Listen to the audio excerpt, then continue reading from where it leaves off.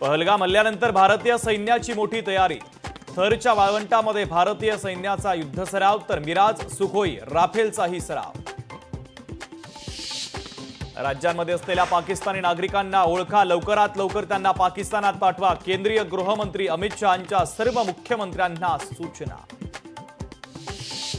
ठाकरेंची शिवसेना देशाचा इतिहास विसरते याचं दुःख। वाजपेयींनी पंतप्रधान इंदिरा गांधींना देखील समर्थन दिलं होतं। मूर्खासारखं वक्तव्य करणाऱ्यांना जनता माफ करणार नाही, फडणवीसांचं वक्तव्य। भारत युद्धाच्या दिशेनं मोठं पाऊल उचलण्याची शक्यता। शस्त्रसंधी करार रद्द करण्यासंदर्भात विचार सुरू। भारतीय सैन्याच्या तिन्ही दलांना सज्ज राहण्याचे केंद्राचे आदेश।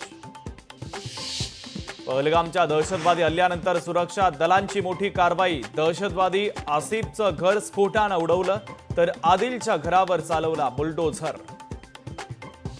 भारत पाकिस्तान नियंत्रण रेषेवर पाकिस्तानी सैन्याकडून गुरुवारी रात्री गोळीबार। भारतीय सैन्याकडून देखील चोख प्रत्युत्तर, कोणतीही जीवितहानी नाही।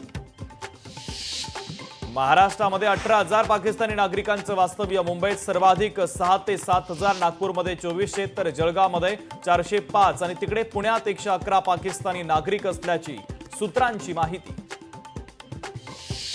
पाकिस्तानी भालाफेकपटू अर्शद भारतात येणार नाही। बंगळुरूमध्ये 24 मे पासून सुरू होणाऱ्या NC क्लासिक स्पर्धेचं नीरज चोप्रानं दिलेलं निमंत्रण त्यानं नाकारलं।